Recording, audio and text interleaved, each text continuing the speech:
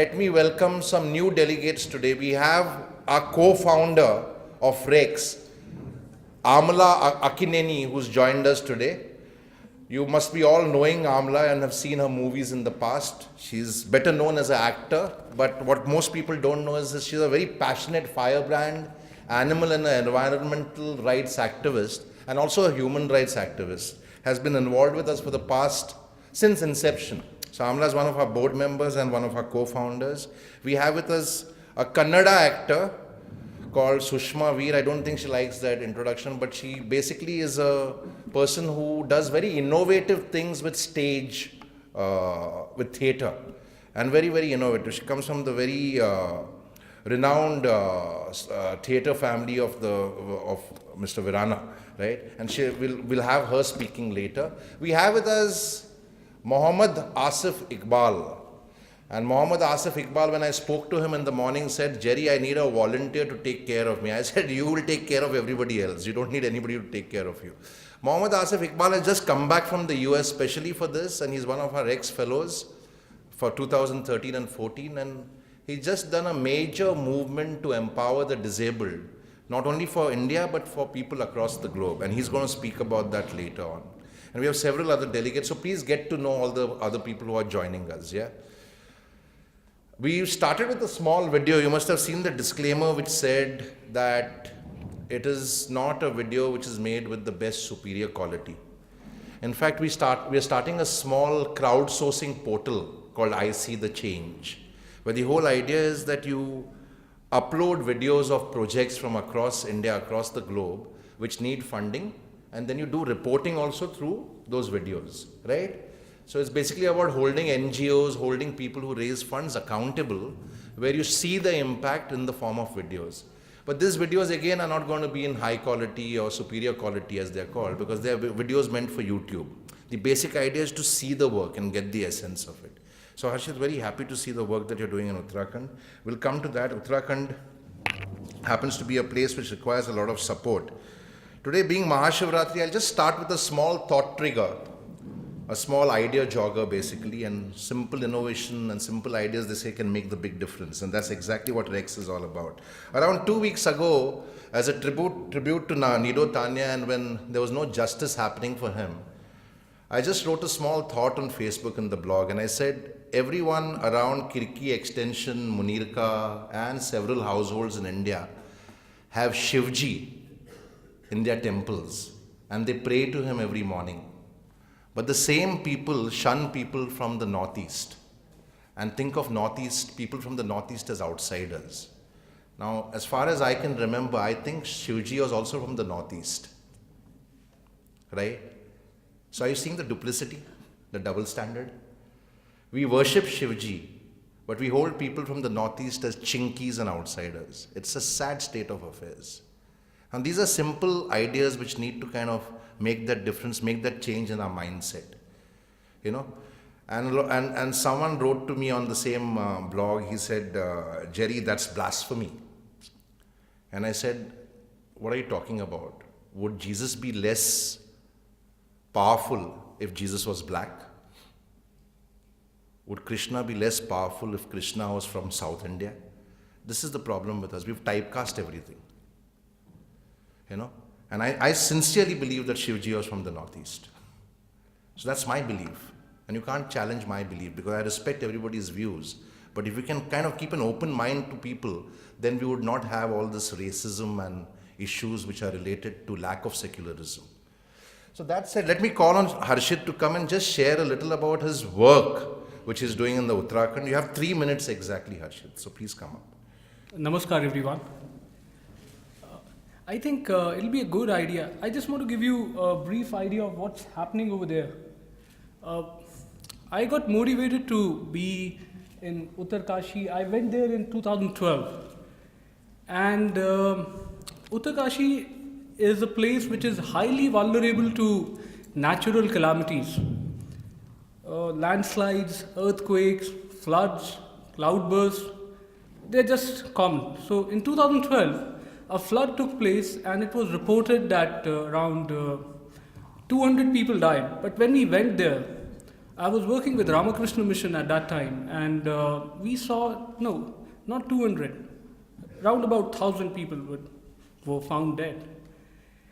And what happened after that, when we were working over there, we saw ITBP Jawans walking the road, and they could actually go and do something. I was wondering, why is it that they don't take a helicopter and drop some doctors over there?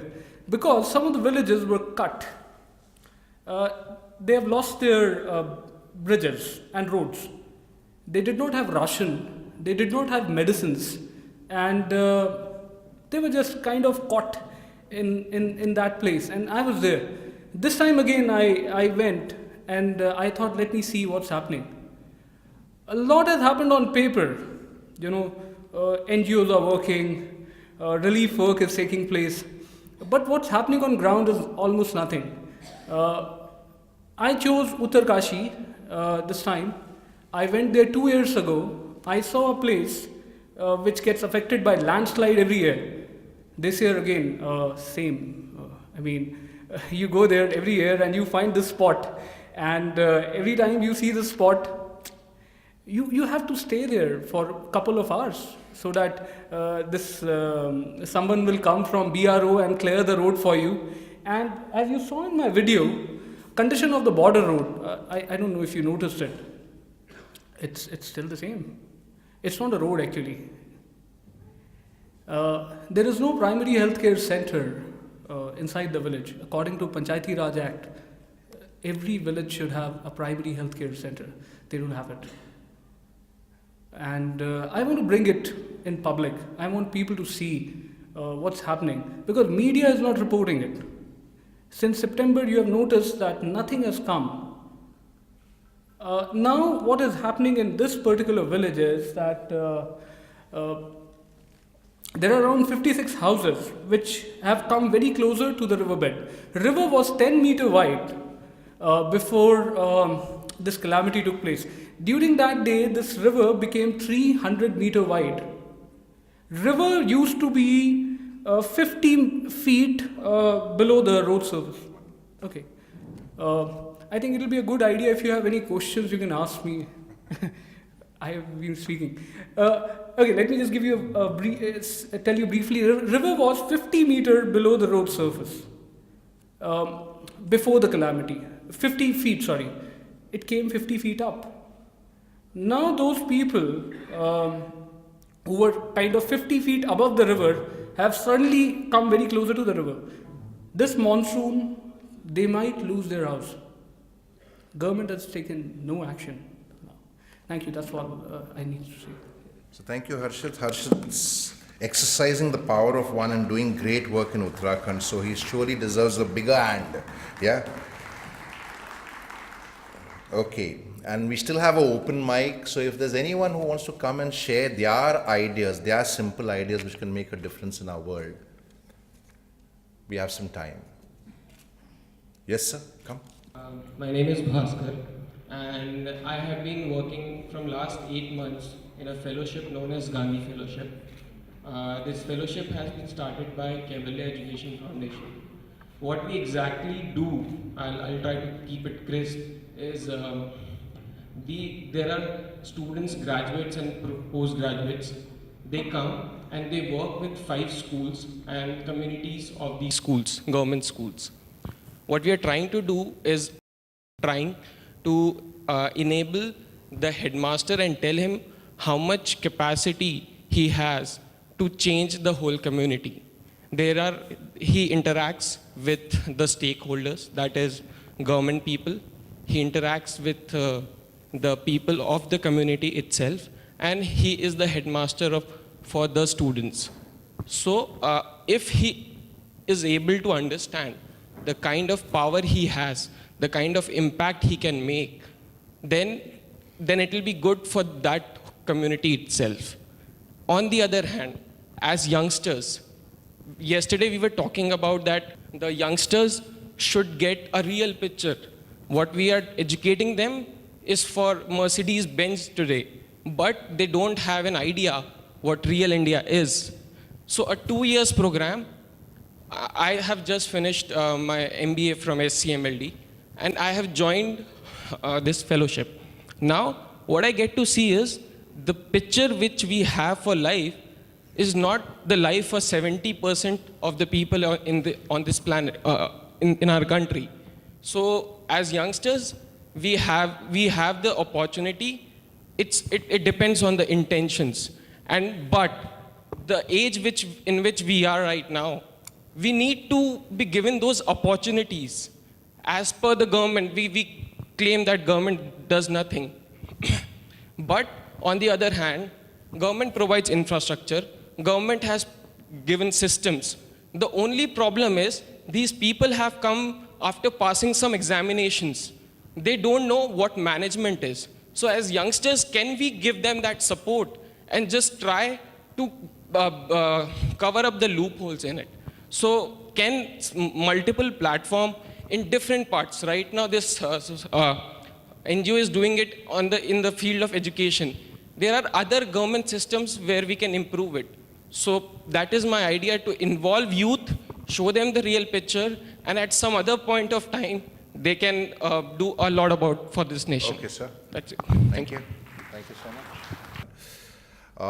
I was just happened to be engaged with a group of people that I was training in an IT company, and I met this young executive, and she told me about how she is sensitizing people one-on-one, to help them and enable them to understand how important it is to donate our organs. Right? Yes. So I would like Suchi to come and speak about how she's doing this with a few people, but she's reached out to many. Thank you, Gary.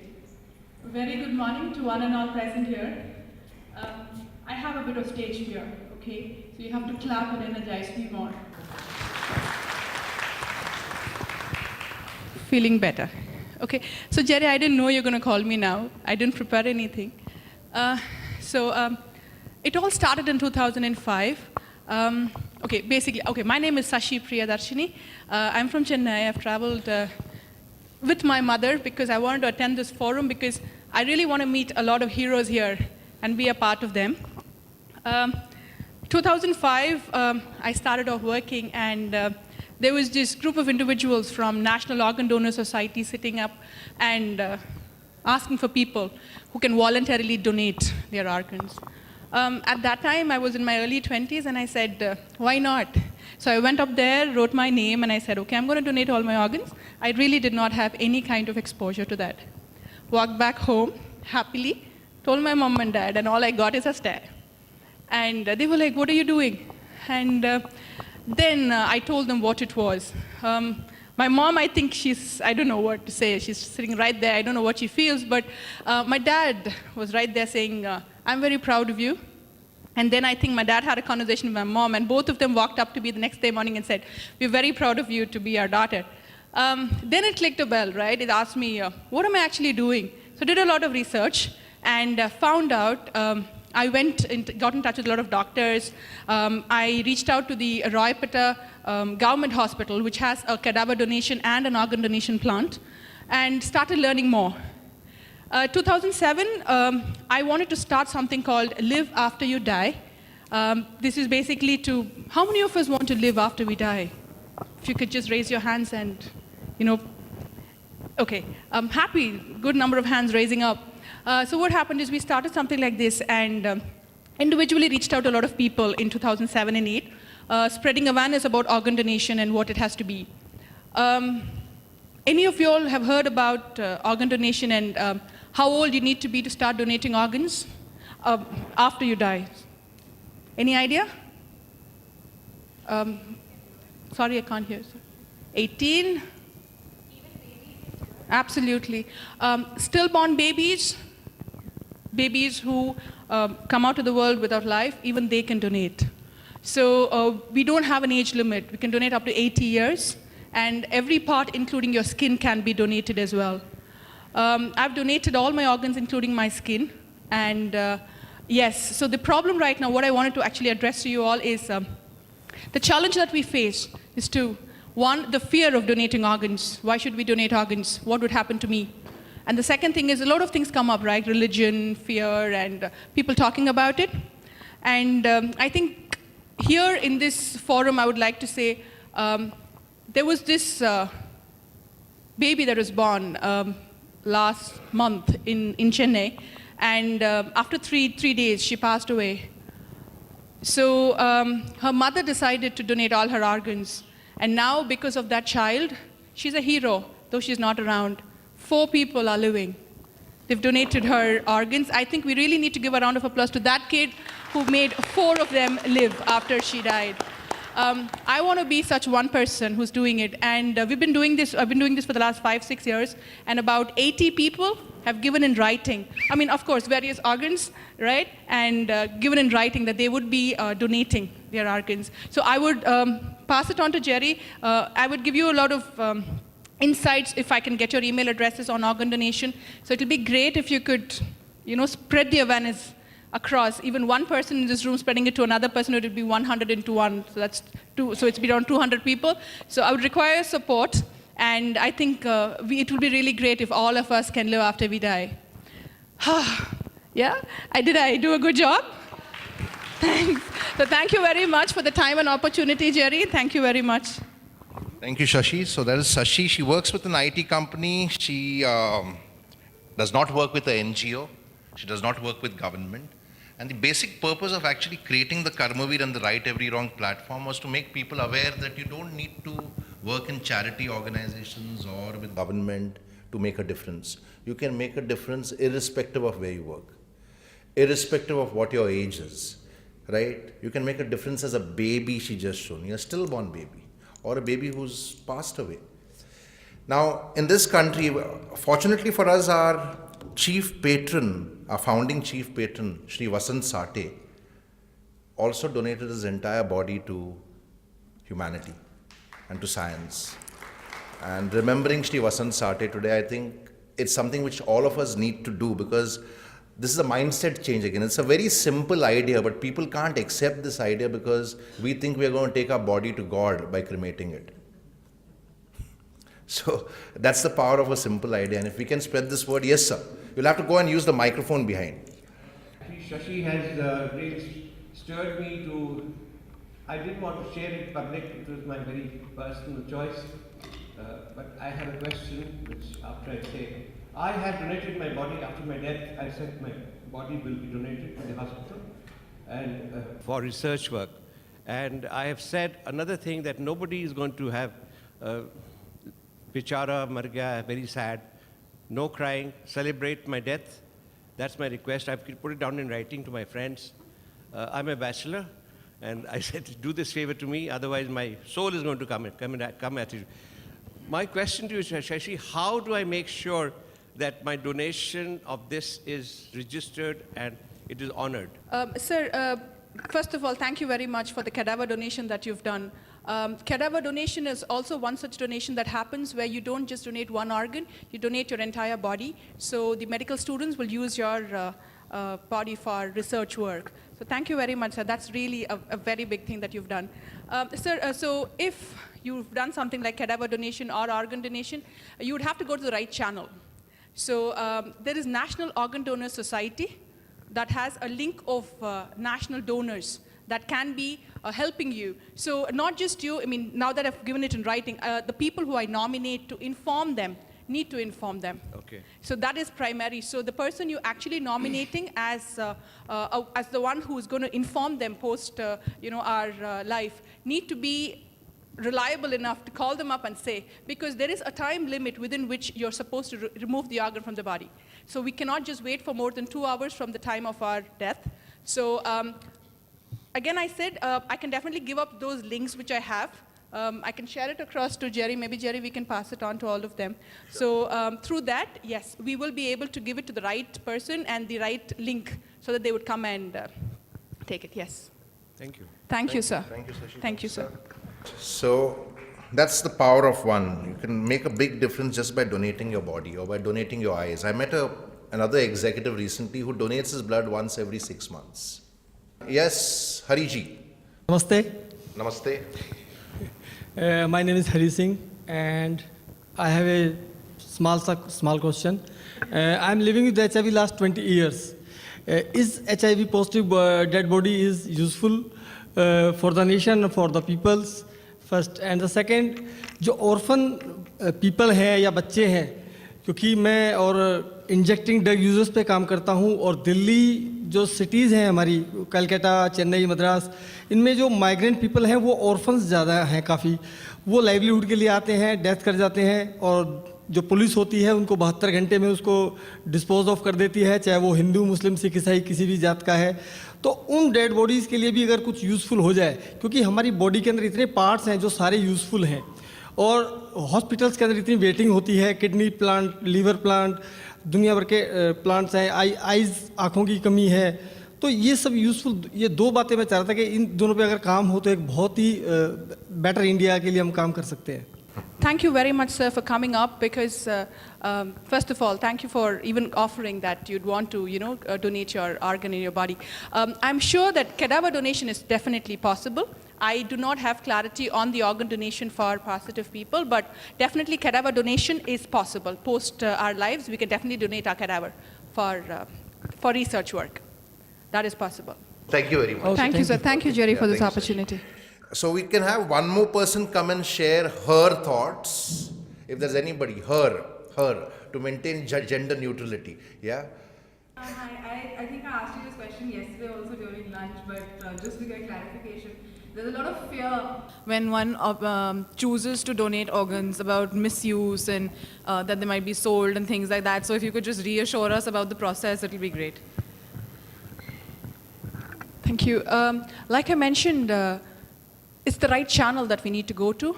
There are a lot of registered organizations who does this. I'm sure, I'm aware of things that happen in Tamil Nadu, but I really do not know because I've not networked much. But there is an organization called National Organ Donor Society, and they are a registered firm. So you get something like an ID card, right, once you get registered, and you have your nominees' names written behind.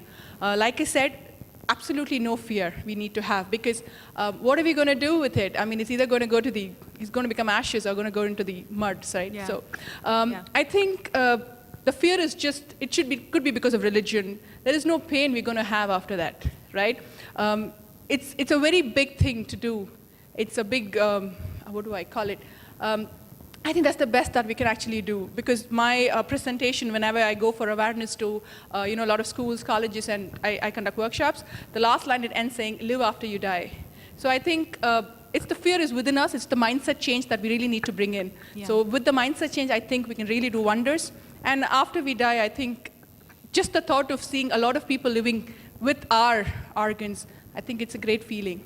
So Thanks. I You're think, helping with the mindset I hope I change. answered your question. Yeah. Absolutely. Thank you, Anisha. Thank you, Shashi. So we shall move on. I like the Oh. concept of live after you die, because that is basically the motto of the Roman Catholic Church. That's their best fundraising model. They make you live after you die. So they say, Baba, Jerry, leave all your property to us, and we'll put a stone somewhere in the wall where we'll say that this wall was donated by Jerry Almeida. So Jerry Almeida will live for 50 years more after you die. Right? So it's a great, I mean, we all want to live after we die. So it's amazing. I mean, that's the church fundraising model. Maybe we can kind of look at doing something around that, yeah? I remember once reading this outside a church, that everyone wants to go to heaven, but no one wants to die. Right? Yes, sir? You have a thought? My name is Ashish Chopra, inspirational indeed about the organ donation. So I was just thinking that while we are here in this conclave, and all of us are actively participating, why don't we make a modest beginning that each one of us, who are fellows and others who are participating, actually pledge to donate their organs? Absolutely. Because charity begins at home. Very nice. So, I feel that we could, make a modest beginning right away. So this is just a small suggestion that I wanted to give. It has to happen voluntarily, so whoever Yes. wants to do it, please reach out to Sashi. Yes, And I think- donate your organs. Yeah, because, philosophy is that you come empty-handed, you go empty-handed. Absolutely true. But if you can still contribute while you're living and post your death, I think it's a fabulous idea. It's well Thank you worth so much, Ashish. Brilliant. Thank you.